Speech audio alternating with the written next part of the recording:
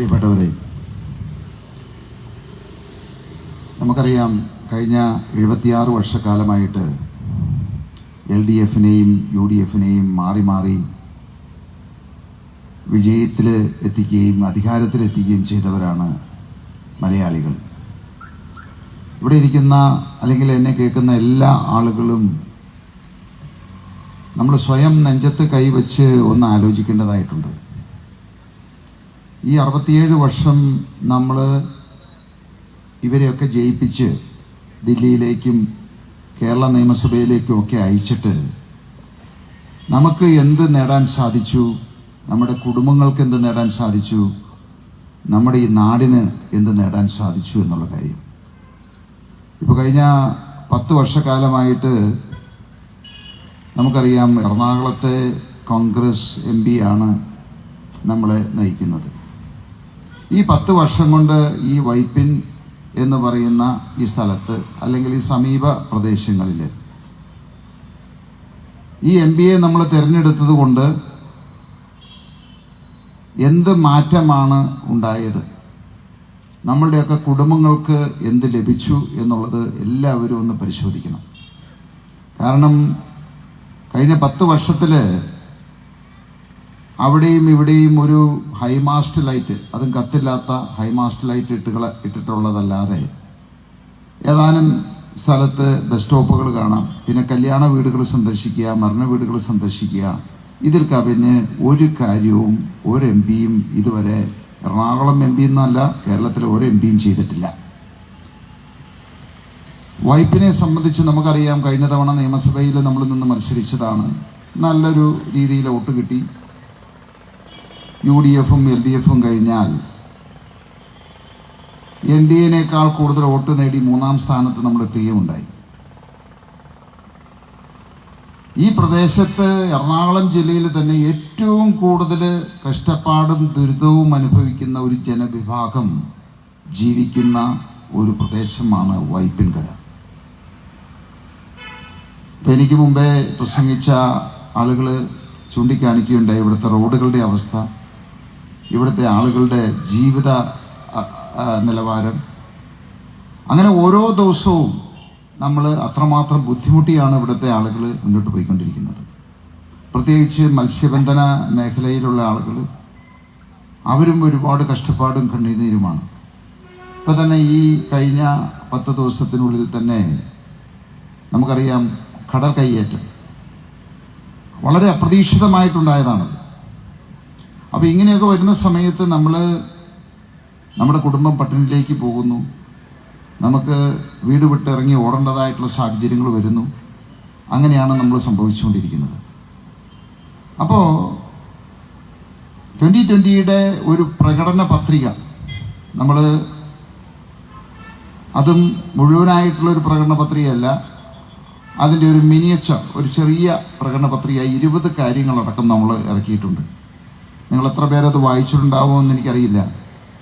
അതിൽ ഏറ്റവും വ്യക്തമായിട്ട് പറഞ്ഞിരിക്കുന്ന ഒരു കാര്യം, പ്രത്യേകിച്ച് കടലോര പ്രദേശങ്ങളിൽ ജീവിക്കുന്ന കടൽ കയ്യേറ്റം നമ്മൾ പൂർണ്ണമായിട്ടും തടയും.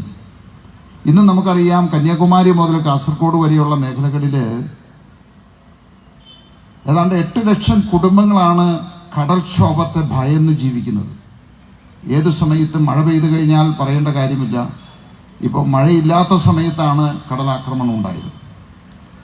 അപ്പോൾ ഈ 67 വർഷം മാറി മാറി LDF-ഉം UDF-ഉം ഭരിച്ചിട്ടും ഇതിനു വേണ്ടി പഠിക്കാനോ ഇതിനു വേണ്ടി ഒരു പരിഹാരം കാണാനോ ഈ 2 മുന്നണിക്കും സാധിച്ചില്ല. അവരൊട്ട് ചെയ്യുകയുമില്ല, അവർക്കതിൻ്റെ ആവശ്യവുമില്ല. അപ്പോൾ ഈ കാര്യത്തിൽ ആദ്യമായിട്ടാണ് ഒരു രാഷ്ട്രീയ പാർട്ടി പറയുന്നത്, ഈ കന്യാകുമാരി മുതൽ കാസർഗോഡ് വരെ ഉള്ള ഏതാണ്ട് 250 കിലോമീറ്റർ കടൽ കയ്യേറ്റം നടക്കുന്ന, കടൽക്ഷോഭമുണ്ടാകുന്ന പ്രദേശങ്ങളാണ് ഞാൻ പറയുന്നത്. 250 കിലോമീറ്റർ കടൽ ഭിത്തി നിർമ്മിച്ച് ഈ പറയുന്ന 8 ലക്ഷം കുടുംബങ്ങളെ സമാധാനമായിട്ട് കിടന്നുറങ്ങാനായിട്ടൊരു സാഹചര്യം ഉണ്ടാക്കുമെന്ന് നമ്മൾ വ്യക്തമായിട്ട് പറഞ്ഞിട്ടുണ്ട്. ഇനി അതിനേക്കാൾ ഉപരി നമുക്കറിയാം, നമ്മളെ സംബന്ധിച്ച് ഏറ്റവും കൂടുതൽ കേരളത്തിലെ 3.5 കോടി ജനങ്ങൾ നേരിട്ടുകൊണ്ടിരിക്കുന്ന ഒരു പ്രശ്നമാണ് നമ്മളുടെ ദാരിദ്ര്യം, നമ്മുടെ പട്ടിണി. ഇന്നും നമുക്ക് LDFും UDFും മാറി മാറി ഭരിച്ചിട്ടും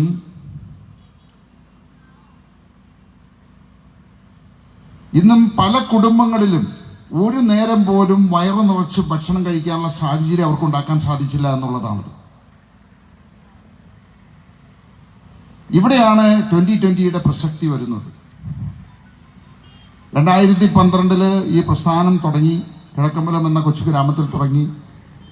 ഇന്ന് ഏതാണ്ട് 5 പഞ്ചായത്തുകളിൽ വ്യാപിച്ചു കിടക്കുന്നു. ഈ 5 പഞ്ചായത്തുകളിലായി ജീവിക്കുന്ന 55,000 കുടുംബങ്ങൾക്ക് ഭക്ഷ്യസുരക്ഷ ഉറപ്പാക്കിയിരിക്കുകയാണ്. ഭക്ഷ്യസുരക്ഷ എന്ന് പറയുമ്പോൾ 50% വരെ വില കുറച്ച് 50% വരെ വില കുറച്ച് അരി മുതൽ പച്ചക്കറി മുതൽ ബേക്കറി മുതൽ എല്ലാ സാധനങ്ങളും ലഭ്യമാക്കുന്ന ഒരു സൂപ്പർ മാർക്കറ്റ്. 4-5 പേരടങ്ങുന്ന ഒരു കുടുംബത്തിന്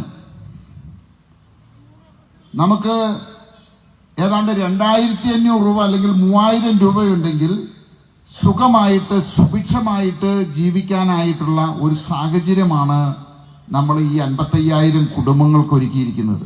നമ്മളൊന്ന് ആലോചിച്ച് നോക്കുക. ഒരു 4-5 പേരടങ്ങുന്ന ഒരു കുടുംബത്തിന് 2,500 രൂപ അല്ലെങ്കിൽ 3,000 രൂപയുണ്ടെങ്കിൽ 3 നേരം വയറ് നിറച്ച് ഭക്ഷണം കഴിച്ച് സുഭിക്ഷമായിട്ട് ജീവിക്കാനുള്ള സാഹചര്യം ഇന്ന് കേരളത്തിൽ നിന്നല്ല ഇന്ത്യയിൽ എവിടെയെങ്കിലും അത് സാധ്യമാണോ? 2, നമ്മൾ ഈ അടുത്ത ഇടയ്ക്ക് ഒരു മെഡിക്കൽ സ്റ്റോർ തുടങ്ങുകയുണ്ടായി.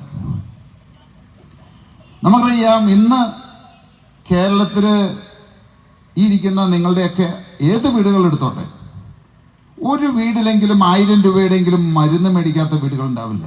1,000 രൂപ മുതൽ 10,000 രൂപ മരുന്ന് മേടിക്കുന്ന വീടുകളുണ്ട്. അപ്പോൾ അവിടെയും നമ്മളൊരു പരിഹാരം കണ്ടെത്തിയിരിക്കുകയാണ്. അതിൻ്റെ പരിഹാരം എന്ന് പറയുന്നത് എന്താണ്? അവിടെ നമ്മൾ തുടങ്ങിയിരിക്കുന്ന ഈ മെഡിക്കൽ സ്റ്റോറിൽ 80% വരെ വിലക്കുറവിലാണ് മരുന്നുകൾ ലഭിക്കുന്നത്. അപ്പോൾ 1,000 രൂപയുടെ മരുന്ന് മേടിക്കുന്ന ആൾക്ക് വെറും 200 രൂപ കൊടുത്താൽ മതി. 800 രൂപയാണ് ഒരു മാസത്തെ അവർക്ക് നീക്കിയിരിപ്പായിട്ട് ഈ കാര്യത്തിൽ വരുന്നത്. അപ്പോൾ നമ്മൾ മറ്റു രാഷ്ട്രീയ പാർട്ടികളിൽ നിന്ന് വ്യത്യസ്തമായിട്ട് ജനക്ഷേമകരമായിട്ടുള്ള പ്രവർത്തനങ്ങൾ നടത്തുക, ജനങ്ങൾക്ക് വേണ്ടിയിട്ട് ജനങ്ങളുടെ അടിസ്ഥാന പ്രശ്നങ്ങൾ പരിഹരിക്കുന്നത് മാത്രം മുന്നിൽ കണ്ടുകൊണ്ടാണ് നമ്മുടെ പാർട്ടി പ്രവർത്തിക്കുന്നത്. ഇപ്പോൾ നമ്മുടെ പരമ്പരാഗത രാഷ്ട്രീയ പാർട്ടിക്കാരായിക്കോട്ടെ, LDF ആയിക്കോട്ടെ, UDF ആയിക്കോട്ടെ, നിങ്ങൾ നിങ്ങളുടെ മുന്നിലേക്ക് വരുന്ന ഒരു നേതാവിൻ്റെ അടുത്ത് നിങ്ങൾ ചോദിച്ചു നോക്കുക, അല്ലെങ്കിൽ നിങ്ങൾക്കറിയാവുന്ന ഏതെങ്കിലും നേതാക്കന്മാരെ നിങ്ങൾ എടുക്കുക, അത് ലോക്കലായിക്കോട്ടെ എവിടത്തെ ആയിക്കോട്ടെ, അവരോട് നിങ്ങൾ ചോദിക്കേണ്ട ഒരു ചോദ്യം, അല്ലെങ്കിൽ നിങ്ങൾക്കറിയാവുന്ന ആളുകളെ നിങ്ങളൊന്ന് വിലയിരുത്തുക. അവർ ജനിച്ചതിന് ശേഷം ഇന്ന് വരെ ദേഹമനങ്ങി അധ്വാനിച്ച് ഭക്ഷണം കഴിച്ചിട്ടുണ്ടോ എന്ന് ചോദിച്ചാൽ വ്യക്തമായ ഉത്തരം നിങ്ങൾക്ക് അതിന് കിട്ടും. അപ്പോ ഞാനടക്കം ഈ സ്റ്റേജിലിരിക്കുന്ന എല്ലാ ആളുകളും, അല്ലെങ്കിൽ 2020യുടെ പ്രവർത്തകരെ, 2020യുടെ ഒപ്പം നിൽക്കുന്ന ആളുകളെല്ലാം രാപകലില്ലാതെ അധ്വാനിച്ച് കുടുംബം പുലർത്തുന്നവരാണ്. രാഷ്ട്രീയം ഒരു ജീവിതമാർഗമായിട്ട് ഉപയോഗിക്കുന്നവരല്ല. അതാണ് ഈ പാർട്ടിയുടെ വ്യത്യാസം. അതിനേക്കാൾ ഉപരി രാഷ്ട്രീയ പാർട്ടി എന്ന് പറയുമ്പോൾ അവരെ സംബന്ധിച്ച് മുതൽ മുടക്കില്ലാതെ, ഒരു പൈസയും അവർ കയ്യിൽ നിന്ന് മുടക്കണ്ട, മുതൽ മുടക്കില്ലാതെ ലാഭം മാത്രം കൊയ്യുന്ന ഒരു കച്ചവടമാണ് അവരെ സംബന്ധിച്ച്. അപ്പോ ഇവിടുത്തെ ഈ നാടിനെ പരമാവധി കൊള്ളയടിച്ച് കട്ടുമുടിച്ച് ജനങ്ങളുടെ രക്തം ഊറ്റി കുടിച്ച് അതുകൊണ്ട് അവര് പണമുണ്ടാക്കി അവരുടെ കുടുംബവും അവരുടെ പാർട്ടിക്കാരും വളരുന്ന ഒരു പ്രവർത്തനമാണ് രാഷ്ട്രീയം എന്ന് പറയുന്നത്. അതുകൊണ്ട് തന്നെയാണ് ഈ നാട് നന്നാവാത്തതും ഇവിടുത്തെ ജനങ്ങൾ രക്ഷപ്പെടാത്തതും. ഇനി ഒരിക്കലും ഈ നാട് രക്ഷപ്പെടാൻ ഇവിടുത്തെ രാഷ്ട്രീയക്കാർ സമ്മതിക്കില്ല, ഇവിടുത്തെ ജനങ്ങൾ രക്ഷപ്പെടാനും സമ്മതിക്കില്ല. ഇവിടുത്തെ ജനങ്ങള് പട്ടിണിയിൽ നിന്ന് പട്ടിണിയിലേക്ക് പോകണം. അവര് ഓടിട്ട വീടുകളിൽ നിന്ന് ടർപ്പായ കൊണ്ട് കെട്ടിയ വീടുകളിലേക്ക് പോകണം. ആ പട്ടിണിയും ദാരിദ്ര്യവുമാണ് രാഷ്ട്രീയക്കാരെ സംബന്ധിച്ച് നിങ്ങളുടെ ഓരോരുത്തരുടെ വോട്ട്. കാരണം നിങ്ങൾ നന്നായാൽ രാഷ്ട്രീയക്കാർക്ക് നന്നാവാൻ സാധിക്കില്ല. അപ്പൊ നിങ്ങൾ നന്നാവരുത്, നിങ്ങളുടെ കുടുംബം രക്ഷപ്പെടരുത്, നിങ്ങൾ അനാഥരായിട്ട് പട്ടിണി കൊണ്ട് ദാരിദ്ര്യം കൊണ്ട് വാലാട്ടി ഏതു സമയത്തും ഇവർക്ക് വേണ്ടി കൊടി പിടിക്കാനും ഇവർക്ക് വേണ്ടി സമരം നടത്താനും ജാഥ നടത്താനുമായിട്ട് ആളുകളെ ഉണ്ടാക്കുക എന്നുള്ളതാണ്. അതുകൊണ്ട് തന്നെയാണ് ആ ദാരിദ്ര്യമാണ് കഴിഞ്ഞ 21 നടന്ന തെരഞ്ഞെടുപ്പില് ഒരു കിറ്റ് കാണിച്ചപ്പോഴേക്കും വരിയായിട്ട് നമ്മളൊക്കെ നിന്ന് വോട്ട് ചെയ്ത് 99 സീറ്റ് നേടിക്കൊടുത്തത്. എന്നിട്ടോ ഇപ്പോ 3 വർഷമായിട്ട് നമ്മൾ ഓരോരുത്തരും അനുഭവിക്കുക. പച്ചക്കറി മുതല് അരി മുതല് പാല് മുട്ട മുതല് എല്ലാ സാധനങ്ങളുടെയും വില ഇരട്ടിയിലധികവുമായി. ഇതിനെ നിയന്ത്രിക്കാനോ വില കുറച്ചു കൊണ്ടുവരാനോ ഭരിക്കുന്നവരായിക്കോട്ടെ പ്രതിപക്ഷമായിക്കോട്ടെ ശബ്ദമുയർത്തുന്നില്ല. പാവപ്പെട്ട സാധാരണക്കാരായിട്ടുള്ള ആളുകള് നമുക്കറിയാം, ഇരിക്കുന്നവരൊക്കെ ഒരു ദിവസം പണിക്ക് പോയില്ലെങ്കിൽ അവരുടെ കുടുംബം പട്ടിണിയാണ്. ആരാ ഇതിന് ഉത്തരവാദികള്? നിങ്ങൾ ആലോചിച്ച് നോക്കൂ. ഒരു 10 വർഷം 15 വർഷം അല്ലെങ്കിൽ 20 വർഷം പുറകോട്ട് ആലോചിച്ച് നോക്കൂ. ഈ രാഷ്ട്രീയക്കാരെ എല്ലാം നമ്മൾ വോട്ട് ചെയ്ത് വിജയിപ്പിച്ചിട്ട് നമ്മുടെ കുടുംബങ്ങളിലൊക്കെ എന്ത് വ്യത്യാസമുണ്ടായി? നമ്മുടെ സാമ്പത്തിക സ്ഥിതിയിൽ എന്ത് വ്യത്യാസമുണ്ടായി? നമ്മൾ എന്ത് നേടി? ഈ നാട് എന്ത് നേടി? ഇപ്പൊ ഈ വൈപ്പിനെ സംബന്ധിച്ച് അറിയാവുന്ന എല്ലാവർക്കും അറിയാം. ഏതെങ്കിലും റോഡുകൾക്ക് വ്യത്യാസം വന്നിട്ടുണ്ടോ? ഇവിടുത്തെ ദാരിദ്ര്യത്തിന് എന്തെങ്കിലും വ്യത്യാസം വന്നിട്ടുണ്ടോ? നിങ്ങളുടെയൊക്കെ കുടുംബത്തിന് എന്തെങ്കിലും? അപ്പൊ തീർച്ചയായിട്ടും പ്രിയപ്പെട്ടവരെ, ഇത് വെറും ഒരു പാർലമെന്റ് തെരഞ്ഞെടുപ്പാണ്. ഇതിൽ 2020 എന്ത് കാര്യം എന്നുള്ള രീതിയിലല്ല നമ്മൾ ചിന്തിക്കേണ്ടത്. നമ്മൾ ഇതിനെ ഒരു നാളെയുടെ മാറ്റം ആയിട്ടാണ് നമ്മൾ കാണേണ്ടത്. നിങ്ങൾ ഈ തവണ എല്ലാവരും ഒറ്റക്കെട്ടായിട്ട് ഒരു മനസ്സോടെ പ്രവർത്തിച്ചു കഴിഞ്ഞാൽ ഈ കേരളത്തിലല്ല ഇന്ത്യയിൽ തന്നെ അത്ഭുതങ്ങൾ സംഭവിക്കും.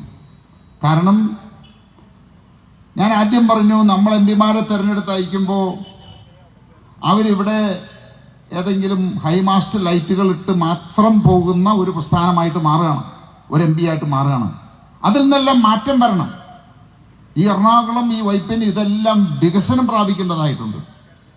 ഇന്ത്യയിലെ തന്നെ മറ്റ് സിറ്റികളുണ്ട്, ഹൈദരാബാദ് അല്ലെങ്കിൽ ബാംഗ്ലൂർ, ഡൽഹി, ബോംബെ പോലെ തന്നെ ഈ എറണാകുളം ജില്ലയും വികസിക്കേണ്ടതായിട്ടുണ്ട്. എറണാകുളം പാർലമെന്റ് നിയോജക മണ്ഡലവും വികസിക്കേണ്ടതായിട്ടുണ്ട്. അതുവഴി ഈ വൈപ്പിനിലെ ജനങ്ങള് അല്ലെങ്കിൽ ഈ പ്രദേശം നേരിടുന്ന പ്രശ്നങ്ങൾക്ക് പരിഹാരമുണ്ടാകേണ്ടതായിട്ടുള്ള കാര്യങ്ങളുണ്ട്. ഇതിനു മുമ്പ് നമ്മളിവിടെ സൂചിപ്പിച്ചു, ഏറ്റവും വലിയൊരു പ്രശ്നം കുടിവെള്ള പ്രശ്നമാണ്. റോഡ് ഗതാഗതം പോട്ടെ, മനുഷ്യനെ സംബന്ധിച്ച് ഏറ്റവും അടിയന്തരമായിട്ട് അത്യാവശ്യമുള്ള 2 കാര്യങ്ങളാണ് അവരുടെ ഭക്ഷണം, കുടിവെള്ളം. ഇതുപോലും ഈ 67 വർഷമായിട്ട് ഉറപ്പ് വരാൻ പറ്റാത്തവരാണ് നിങ്ങളുടെ മുമ്പിൽ വന്ന് കൈകൂപ്പി വോട്ട് ചോദിക്കുന്നത്. അപ്പോ നിങ്ങള് ഒരു തവണ ഒന്ന് മാറി ചിന്തിച്ച് ഒരവസരം, 67 വർഷം LDFനെയും UDFനെയും പരീക്ഷിച്ചവരാണ്, ഒരവസരം നമ്മൾ 2020 പ്രസ്ഥാനത്തിന് കൊടുത്തു നോക്ക്. എന്താണ് 5 വർഷം കൊണ്ട് ഒരു MP-ക്ക് ചെയ്യാൻ പറ്റുന്നത്? എന്ത് മാറ്റമാണ് ആ പ്രദേശത്ത് കൊണ്ടുവരാൻ പറ്റുന്നത്, അവിടുത്തെ ജനങ്ങൾക്ക് കൊടുക്കാൻ സാധിക്കുന്നത് എന്ന് നമ്മൾ തെളിയിച്ചു തരാം. അപ്പോ നമ്മൾ എവിടെയൊക്കെ ജയിപ്പിച്ചിട്ടുണ്ടോ അവിടെയെല്ലാം നമ്മൾ അത് തെളിയിച്ച് ബോധ്യപ്പെടുത്തിയതിന് ശേഷമാണ് നിങ്ങളുടെ മുമ്പിൽ വന്ന് നിൽക്കുന്നത്. നമ്മൾ വെറും രാഷ്ട്രീയക്കാരുടെ മാതിരി ജനങ്ങളെ വഞ്ചിക്കുന്ന, പറ്റിക്കുന്ന, നടക്കില്ലാത്ത ഒരു പ്രകടന പത്രിക ഉണ്ടാക്കി ജനങ്ങളെ വഞ്ചിക്കുന്ന ഒരു പ്രസ്ഥാനമല്ല. അതിന്റെ ആവശ്യവും ഈ പ്രസ്ഥാനത്തിനില്ല. ഞാനൊരു വ്യവസായിയാണ്. എനിക്ക് രാഷ്ട്രീയത്തിൽ ഇറങ്ങേണ്ട ആവശ്യമില്ല. രാഷ്ട്രീയത്തിൽ ഇറങ്ങി അതുകൊണ്ട് പണമുണ്ടാക്കേണ്ട ആവശ്യമില്ല, അധികാരത്തിന്റെ ആവശ്യമില്ല, സ്ഥാനമാനങ്ങളുടെ ആവശ്യമില്ല. ഇവിടുത്തെ പാവപ്പെട്ട സാധാരണക്കാരുടെ പ്രയാസങ്ങൾ കണ്ടുകൊണ്ട്, ബുദ്ധിമുട്ടുകൾ കണ്ടുകൊണ്ട്, അവരെ കണ്ണുനീര് കണ്ടുകൊണ്ട്, ഈ നാട് നശിച്ചു പോകുന്നത് കണ്ടുകൊണ്ട് രാഷ്ട്രീയത്തിൽ ഇറങ്ങിയ ഒരാളാണ് ഞാൻ.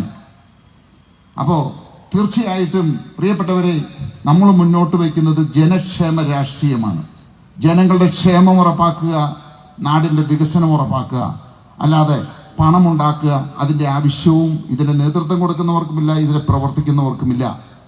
അപ്പൊ അതുകൊണ്ട് ഇത്തവണ നമ്മളുടെ എറണാകുളം ജില്ലയിലെ എറണാകുളം പാർലമെന്റ് മണ്ഡലത്തിലെ MP വിജയിക്കുകയും അതുപോലെ ചാലക്കുടി പാർലമെന്റ് നിയോജക മണ്ഡലത്തിൽ MP വിജയിക്കുകയും ചെയ്തു കഴിഞ്ഞാൽ ഇന്ത്യയിൽ തന്നെ ചരിത്രത്തിലെ വലിയൊരു സംഭവമായിട്ടത് മാറും.